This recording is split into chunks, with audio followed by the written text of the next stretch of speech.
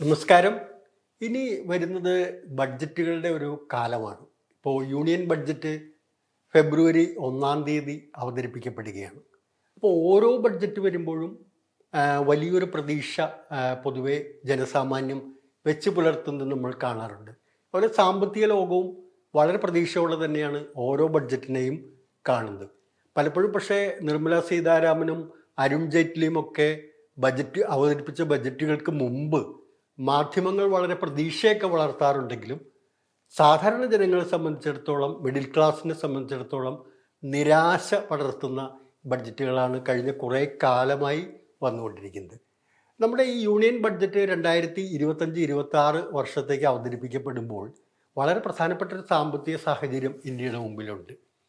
അതെന്താണെന്ന് വെച്ചാൽ, നമുക്കറിയാം ഈ രണ്ടാമത്തെ ക്വാർട്ടറിൽ, അതായത് നടപ്പ് സാമ്പത്തിക വർഷത്തിൻ്റെ രണ്ടാമത്തെ പാദത്തിൽ നമ്മുടെ വളർച്ച 5.4% ഇടിഞ്ഞു പോകുന്ന സ്ഥിതിവിശേഷം ഉണ്ടായി.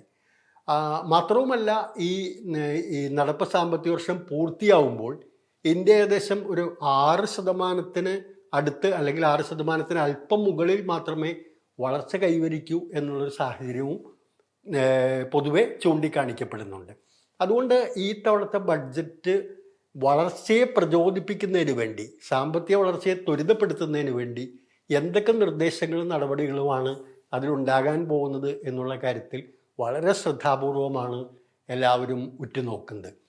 ഇവിടെ ഒരു വളരെ ഗൗരവമേറിയ ഒരു കാര്യം എന്താണെന്ന് വെച്ചാൽ, പൊതുവേ നമ്മുടെ സമാന രീതിയിലുള്ള ഒരു സമ്പദ് വ്യവസ്ഥകൾ ഉള്ള പല രാജ്യങ്ങളും, ഇപ്പോൾ ഉദാഹരണത്തിന് ബ്രസീലടക്കമുള്ള രാജ്യങ്ങൾ, അർജൻറ്റീന, ദക്ഷിണാഫ്രിക്ക, ചൈന, റഷ്യ, ഇന്തോനേഷ്യ, ഫിലിപ്പൈൻസ് തുടങ്ങിയ രാജ്യങ്ങളൊക്കെ എടുക്കുകയാണെങ്കിൽ അവരെല്ലാം ഒരു റിക്കവറി സ്റ്റേജിൽ നിൽക്കുന്ന, അതായത് വളർച്ച നേരിയ തോതിലാണെങ്കിലും വളർച്ചയുടെ തോത് ക്രമാനുഗതമായി ഉയർന്നു വരുന്നൊരു സ്ഥിതിവിശേഷത്തിലേക്ക് പോകുന്നതാണ് ഈ കഴിഞ്ഞ ത്രൈമാസങ്ങളിൽ നമ്മൾ കണ്ടത്. അപ്പോൾ ഇന്ത്യൻ ഇക്കോണമിയാണ് താരതമ്യേന മെച്ചപ്പെട്ട വളർച്ച കാഴ്ചവെക്കുന്നത്. പക്ഷേ ഇന്ത്യൻ ഇക്കോണമിയുടെ വളർച്ച താഴോട്ട് പോകുന്നു, തുടർച്ചയായി താഴോട്ട് പോകുന്നു എന്നുള്ളൊരു പ്രതിസന്ധിയാണ് നിൽക്കുന്നത്. മറ്റു രാജ്യങ്ങളാകട്ടെ തുടർച്ചയായി അത് ഉയർന്നു പോകുന്ന സ്ഥിതിവിശേഷത്തിലേക്കും നിൽക്കുകയാണ്. ഇതിന് വളരെ പ്രധാനപ്പെട്ട കാര്യം എന്ന് പറയുന്നത്, കോവിഡിന് ശേഷം ഈ രാജ്യങ്ങൾ എല്ലാം തന്നെ, ഇന്ത്യയോടൊപ്പം തന്നെ നിൽക്കുന്ന വികസന രാജ്യങ്ങളെല്ലാം എടുത്തിട്ടുള്ള മാന്ദ്യത്തിനെതിരായിട്ടുള്ളൊരു പാക്കേജ്, അതിനുവേണ്ടി അവർ പണം ചെലവഴിച്ചത് GDP-യുടെ 15 മുതൽ 20% വരെ അവർ ചെലവാക്കിയത് മൂലമാണ് ഈ ഒരു റിക്കവറി തുടർച്ചയായി അവർക്ക് ഈ കഴിഞ്ഞ 1-2 സാമ്പത്തിക വർഷങ്ങളായി ഉണ്ടായിക്കൊണ്ടിരിക്കുന്നത്. ഇന്ത്യയുടെ കാര്യത്തിൽ അതുണ്ടായില്ല. കോവിഡിൻ്റെ കാലത്തുള്ള പാക്കേജ്, ജനങ്ങൾക്ക് വേണ്ടി പണം ചെലവഴിക്കുന്നതിന് വേണ്ടി സർക്കാരിൻ്റെ ചെലവുകൾ ഉയർത്തുന്നതിനുള്ള ശ്രമം ഉണ്ടായില്ല എന്നുള്ളതാണ് ഇപ്പോൾ നേരിടുന്ന ഈ മാന്ദ്യ കാലാവസ്ഥയ്ക്ക് പ്രധാന കാരണം എന്ന് പറയുന്നത്. അതുകൊണ്ടാണ് നമ്മുടെ വളർച്ചാ നിരക്ക് താഴോട്ട് പോയതും നേരത്തെ പ്രതീക്ഷിച്ചിരുന്ന വളർച്ചാ നിരക്ക് ഉണ്ടാകില്ല എന്നും പൊതുവേ സാമ്പത്തിക ഏജൻസികൾ അനുമാനിക്കുന്നത്. ഈ ഒരു സാഹചര്യത്തിലാണ് നിർമ്മല സീതാരാമൻ്റെ പുതിയ ബഡ്ജറ്റ് ഫെബ്രുവരി 1 വരുന്നത്. പൊതുവേ മറ്റു ബഡ്ജറ്റ്, ഞാൻ നേരത്തെ പറഞ്ഞതുപോലെ മറ്റു ബഡ്ജറ്റുകളെല്ലാം പോലെ തന്നെ പ്രതീക്ഷ ഇങ്ങനെ ഉയർന്നു വരുന്നുണ്ട്.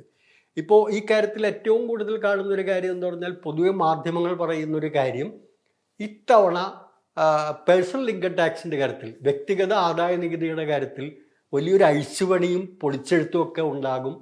അതിൻ്റെ 3 ലക്ഷം എന്നുള്ള പരിധി എന്തായാലും ഉയർത്തും എന്നൊക്കെ തന്നെയാണ് വാർത്തകൾ പുറത്തു വരുന്നത്. ഏതായാലും അത് കണ്ടറിയേണ്ട കാര്യമാണ്. കാരണം കഴിഞ്ഞ ഏതാനും വർഷങ്ങളായി ഈ തരത്തിൽ ബഡ്ജറ്റ് മുമ്പ് പ്രതീക്ഷ ഉണ്ടാകാറുണ്ടെങ്കിലും കാര്യമായൊരു മാറ്റം, ചില നടപടിക്രമങ്ങളിലേക്കുള്ള ചില അഴിച്ചുപണികൾ, അതുപോലെ പുതിയ സ്കീമിലേക്ക് പോകുന്നവർക്ക് അല്പം ഒരു സ്റ്റാൻഡേർഡ് ഡിഡക്ഷൻ ഉയർത്തുക, അങ്ങനെ ചെറിയ ചെറിയ അഡ്ജസ്റ്റ്മെൻറ്റുകളല്ലാതെ ഒരു സാധാരണക്കാർക്ക്, പ്രത്യേകിച്ച് ശമ്പള വരുമാനക്കാരെ സംബന്ധിച്ചിടത്തോളം നേട്ടമാവുന്ന തരത്തിൽ, വ്യക്തമായ നേട്ടം ഉണ്ടാകുന്ന തരത്തിലുള്ള ഒരു മാറ്റം ഉണ്ടായിട്ടില്ല എന്നുള്ളതൊരു വസ്തുതയാണ്. ഇത്തവണ അത് ഉണ്ടാകും എന്നാണ് പൊതുവെ പറഞ്ഞുകൊണ്ടിരിക്കുന്നത്.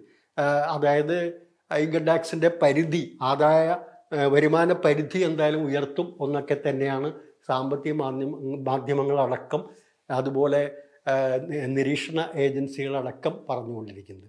അതുപോലെ തന്നെയാണ് നേരത്തെ നമ്മുടെ കാർഷിക വളർച്ചാ രംഗത്തെ മുരടിപ്പ്, അതുപോലെ തൊഴിലില്ലായ്മയുടെ പ്രശ്നം, റിയൽ എസ്റ്റേറ്റ് രംഗം രൂക്ഷമായിട്ടുള്ള പ്രതിസന്ധി നേരിടുന്നു. ഇങ്ങനെയുള്ള കാര്യങ്ങളെയൊക്കെ എങ്ങനെയാണ് അഡ്രസ്സ് ചെയ്യാൻ പോകുന്നത്, അല്ലെങ്കിൽ ഈ വളർച്ചയുടെ കാര്യത്തിലുണ്ടായിരിക്കുന്ന ഈ മാന്ദ്യം, ഈ സ്ലോ ഡൗണിനെ എങ്ങനെയാണ് മറികടക്കാൻ പോകുന്നത് എന്നുള്ളത് വളരെ പ്രധാനപ്പെട്ട കാര്യമാണ്. അതുകൊണ്ട് ഈ ബഡ്ജറ്റ് വളരെ പ്രാധാന്യമേറിയ ഒന്നാണ്.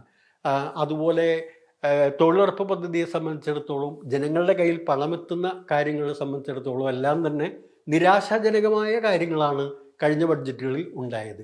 സബ്സിഡികൾ വെട്ടിക്കുറയ്ക്കുക, തൊഴിലുറപ്പിൻ്റെ പണം അതിനു വേണ്ടിയിട്ടുള്ള വകയിരുത്തൽ കുറയ്ക്കുക തുടങ്ങിയ കാര്യങ്ങളൊക്കെയാണ് കഴിഞ്ഞ ബഡ്ജറ്റുകളിൽ അവലംബിച്ചത്. പക്ഷെ ഇത്തവണ അതുപോലെ ഉള്ളൊരു സമീപനമായിരിക്കുമോ, അല്ലെങ്കിൽ വളർച്ച താഴോട്ട് പോകുന്നൊരു സ്ഥിതിവിശേഷത്തിൽ, തൊഴിലില്ലായ്മ രൂക്ഷമാവുന്ന സാഹചര്യത്തിൽ അതിനെയെല്ലാം മറികടക്കുന്നതിന് വേണ്ടി എന്ത് ശ്രമങ്ങളാണ് ബഡ്ജറ്റ് മുന്നോട്ട് വയ്ക്കുന്നതെന്ന് കാണാൻ നമുക്കെല്ലാവർക്കും ആകാംക്ഷയുണ്ട്.